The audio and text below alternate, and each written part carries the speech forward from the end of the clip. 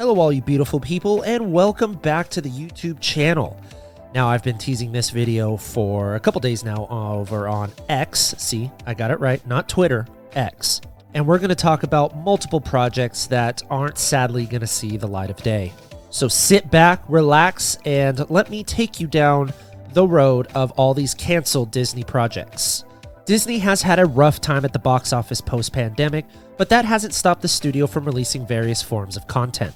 However, there are tons of projects that were sadly cut out of the Disney repertoire, and we're going to be highlighting 10 of those projects today. So let's dive into our first project with the sequel to Treasure Planet. The canceled direct-to-video sequel, Jim Hawkins and Kate, his love interest and classmate at the Royal Interstellar Academy, must team up with Long John Silver to stop the villainous Ironbeard from freeing the inmates of Botany Bay Prison Asteroid. Willem Dafoe was set to voice Ironbeard, and the sequel was canceled after Treasure Planet bombed at the box office, making only $109 million on a $140 million budget. Now, Treasure Planet is one of my all-time favorite Disney films, and I actually got to see it at the Chinese Theater here in Los Angeles. They had this walkthrough down below where you can see statues of the characters, big art pieces, and it was so cool. I mean, I was only like 5, so it was all gigantic to me. But here, sadly, I wish it would have done better at the box office because I loved it so much, because Treasure Island is actually one of my all-time favorite movies, and it's just a shame that we never got to see the sequel to Treasure Planet. Moving on to number 2, Monsters, Inc. 2 Lost in Scaradise. In 2005, Circle 7 animation screenwriters Bob Hilgenberg and Rob Muir wrote a film treatment for a sequel of Monsters, Inc. The film would have focused on Mike and Sully visiting the human world to give Boo a birthday present, only to find out that she had moved. After getting trapped in the human world, Mike and Sully split up after disagreeing on what to do. However, it was canceled following the shutdown of Circle 7. In 2013, Pixar produced a prequel, Monsters University, which would go on to make a whopping $743 million at the worldwide box office. And here's a little fun fact. When I was at film school, I actually wrote a treatment to a Monsters, Inc. 2 that kind of focused on a older Boo struggling with the fact that monsters were real. I actually have it saved it somewhere, so maybe I'll do a write-up of it if anyone's curious. Now, moving on to the next one, and this one's a bummer for all you Beatles fans. We're talking about The Yellow Submarine. Yellow Submarine was a planned computer animated remake of the Beatles' 1968 film of the same name. Director Robert Zemeckis was to incorporate the 16 Beatles songs and recordings from the original motion picture, licensed from Sony ATV Music Publishing and EMI Capitol Records, respectively, before it was canceled.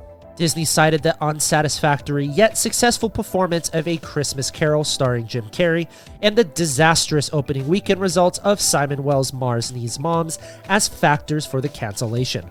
Peter Serafinowicz was cast to voice Paul, Dean Lennox Kelly as John, Carrie Elwes as George, Adam Campbell as Ringo, and David Tennant was in talks to voice Chief Blue Meanie. California-based Beatles tribute band The Fab Four was cast to perform the performance capture animation for the animated Beatles. We actually have a short clip of what it could have been like, so sit back, relax, and watch this little clip from Yellow Submarine. What's the matter, John, love? Blue meanies? Newer and bluer meanies have been sighted in the vicinity of this theatre. There's only one way to go out. How's that? Singing! Alrighty, now we're moving on to our fourth project, Fraidy Cat. This proposed feature film was to have chronicled a frightened cat who had already lost 3 of his 9 lives that finds himself trapped in a Hitchcock-esque plot. The project originated with Pete Kroon but was inherited by directors Ron Clements and John Musker from The Little Mermaid.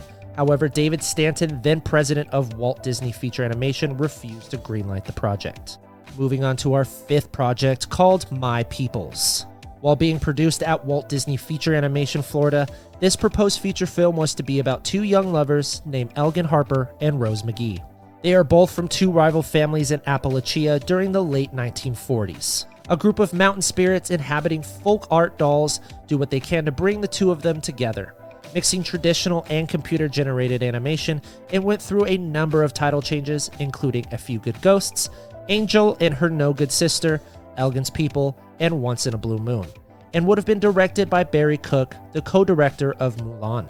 Set to a bluegrass score, its voice cast included Dolly Parton, Lily Tomlin, Hal Holbrook, and Charles Durning. Despite the well-received test screenings on November 14, 2003, David Staten announced in a company email that production on A Few Good Ghosts had been canceled. And unfortunately, months later, Walt Disney Feature Animation Florida closed its doors on March 19, 2004. Moving on to our sixth project called 1906. In 2005, Pixar began collaborating with Disney and Warner Brothers on a live-action film adaptation of James D'Alessandro's novel 1906, based upon events surrounding the Great San Francisco Earthquake and Fire of 1906, with Brad Bird announced as the director. It would have marked Pixar's first involvement in a live-action production and their first collaboration with a major production company other than Disney. Disney and Pixar left the project due to script problems and an estimated budget of $200 million. However, in June of 2018, Bird mentioned the possibility of adapting the novel as a TV series and the earthquake sequence as a live-action feature film. Now moving on to our seventh canceled project in this list, Who Discovered Roger Rabbit, the shelf-proposed prequel to the 1988 Disney Amblin film Who Framed Roger Rabbit. The film, which previously went by the working title Roger Rabbit 2, The Toon Platoon, was set in 1941 during World War II and would have had Roger Rabbit and Baby Herman going on a journey through the perils of war in search of Roger's birth parents in the Americas. The film would have featured cameos as seen in the first film. However, Steven Spielberg refused to sign on to the film due to its cartoonish depiction of Nazis. And before we move on to our next project, here's a little snippet of the CGI test for the canceled Roger Rabbit film.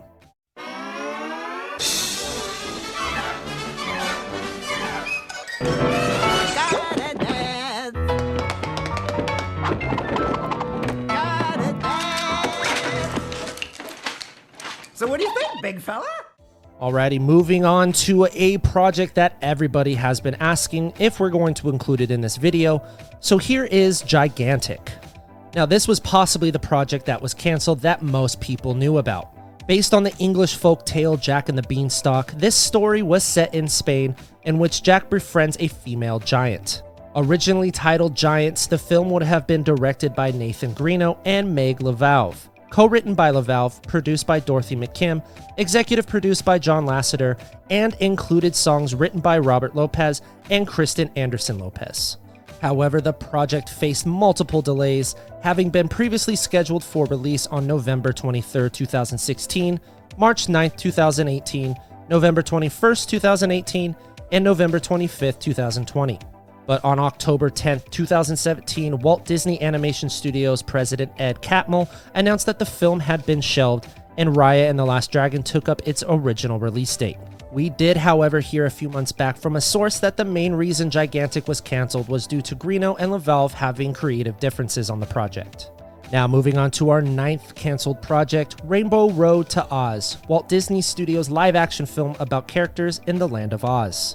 Inspired by L. Frank Baum's Oz books, it was to have starred some of the Mouseketeers, including Darlene Gillespie as Dorothy, Annette Funicello as Ozma, Bobby Burgess as the Scarecrow, Tommy Kirk as the villainous son of the Wicked Witch of the West, Doreen Tracy as Scraps the Patchwork Girl, and Kevin Corcoran. Preview segments from the film aired on September 11th, 1957 on Disneyland's 4th anniversary show.